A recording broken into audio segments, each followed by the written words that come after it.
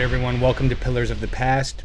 Today we're going to do a deeper dive and I'm going to show you footage from when I traveled to this megalopolis site. Now I'm calling it a megalopolis mainly because of the sheer amount of potentially man-made structures that I was able to identify on Google Earth. Now, a friend sent this to me initially and I was skeptical, knowing that nature can sometimes create things that appear to be man-made, but after further investigation, not only did I identify like 12 to 15 different pyramid structures, but there were also indications of other man-made architecture with perfect right angles and squares. I'll show you these on the map here. As you can see, this area is incredibly expansive. There's another temple here towards the middle and these two stone slabs on the left. And now going further to the east, there's this square-shaped platform structure. But going back to those stone slabs, they were of particular interest to me, specifically because there were the familiar holes associated with looting pits, as you can see right here behind the stone-shaped slabs. Fortunately, I made it a point to check it out when I went there on the recent trip. Now, even further east is a series of structures on the periphery of this region here, which I managed to make it to in order to verify that these were indeed the remnants of ancient architecture. Now, there's at least a dozen of these pyramid-shaped structures in this 4 square mile radius that this surrounding area covers. Each and every one of them is facing north-northeast. You can see that on the compass here, and that is an incredibly important feature, as most ancient cultures up and down the coast of South America, as well as into Mesoamerica, and the Mayans in particular, would often build their temples or pyramids aligned to the cardinal directions, particularly facing north-northeast. And the reason for that is because of the sunrise on the solstices. And so that was an indicator to me that this was likely a man-made construction. After scouring the internet, looking through textbooks, peer-reviewed articles, and various journals, I was unable to find anything that would concretely identify this as an archaeological site. However, through the Instagram channel, various individuals reached out to me personally, including archaeologists, and they provided me with information that I was able to use and follow up on to find some more information, and I'm excited to share that with all of you. It's currently July in 2024, and as of a few weeks ago, archaeologists just discovered a 4,000-year-old temple in Peru, and the discoveries being made there are currently rewriting the history of what we know of ancient cultures in Peru. Now, I firmly believe that the site I'm going to show you all today will do the same, if not more, because it is vastly ancient and there are actually connections that I've made between these two sites. So I'm excited to share that with all of you as well. For now, all I knew though is that these looked like pyramids to me at least, and I had to go check them out. So I packed up my things, I got in the car, and I went. So after plugging in the coordinates, there was absolutely no direct path of getting there. The closest the GPS got me was this little town up here. Beyond that, I was on my own. And this is where the adventure really got underway, because I had to rely on the satellite imagery on my phone from Google Maps to snake my way through this farmland here, because every now and then I would come across an aqueduct or some brush that the car couldn't get through, and I had to keep going further west as far as I could. And as I started to get further away from that town and deeper into the farmland, I started to notice there was a lot of construction happening, which was verified when I eventually got to some sort of security checkpoint. You can see this here on the video. I was informed that there was indeed a lot of construction going on in this area and that they were only letting trucks through. ¿A qué parte de la Huaca va, pues? Hay bastante sitios arqueológicos acá. As I was speaking to the gentleman, he informed me that there were several archaeological sites in the area actually, and another gentleman came up, and so we all began discussing what I was doing there. You can see that here.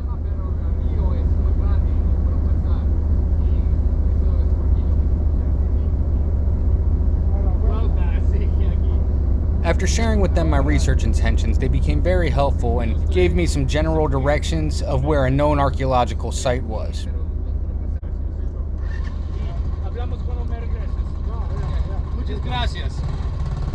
This area down here and off screen is where the pyramid structures were, and this is the furthest point that I could tell that any road would take me, so that's where I was trying to go. The town I started from was way up here, and the archaeological site that the security guard was referencing was down around this area, so at least it would get me closer in that direction. So after he offered me some guidance on which particular path to take, I was on my own again, and back to relying on the satellite GPS because there were so many dead ends and I had to back up and turn around and find another way. Eventually, I got down as far as any road would take me. This is where I parked the car. So I parked the car in a whole bunch of bushes because I didn't know how long I'd be, and I was out there all by myself. Can never be too safe.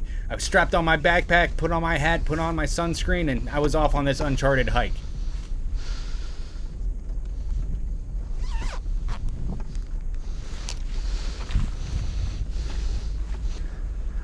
Looks like this was once a path.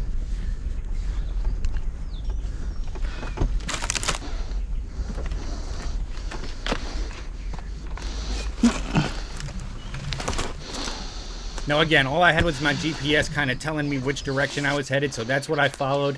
And I started climbing through the dense brush, as you can see here, and eventually things started to open up, and I realized these were dunes. It was like sand dunes. It was beach sand that I was walking on, and the GPS was telling me I had to go through these trees and this brush, so that's where I went, and you can see this here. This is where I parked, and this is what I was navigating through. Now, from where I parked the car to getting to the onset of the opening where this location is, took roughly about an hour and a half, almost 2 hours. So there do seem to be little paths. Maybe these are the paths that the ancients walked. Whoa. Are you telling me I'm in the right direction?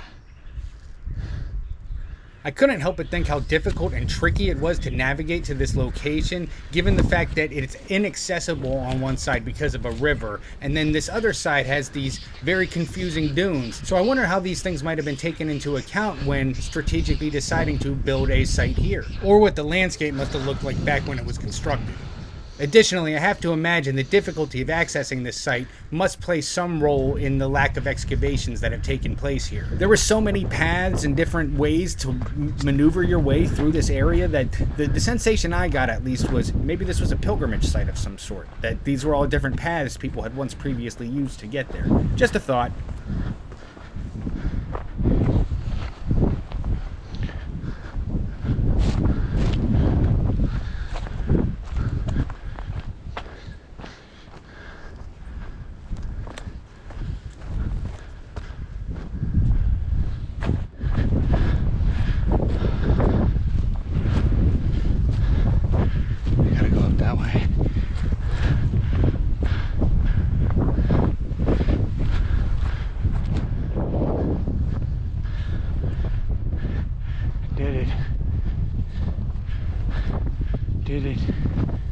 Now, as I broke through from the dunes, I could see in the distance a large column, or what appeared to be some large structure.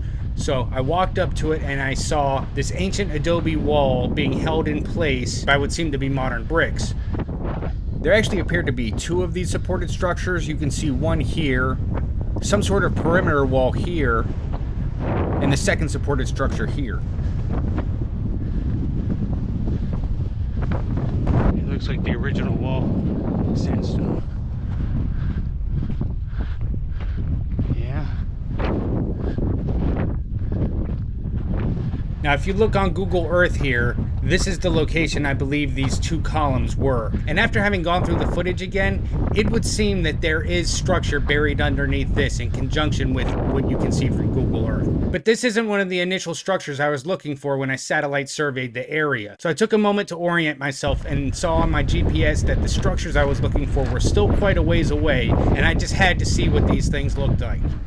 So I made my way.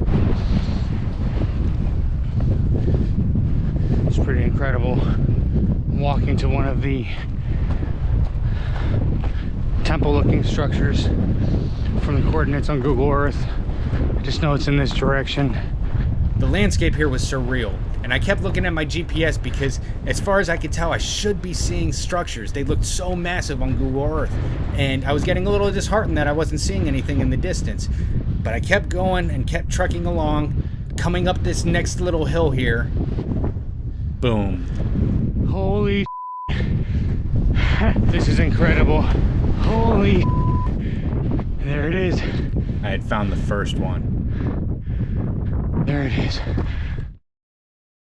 Thank you all for watching. Please like, subscribe, share to help support this channel and help me be able to continue to present this on-the-ground content and investigate these archaeological sites and dig a little bit deeper into our ancient past.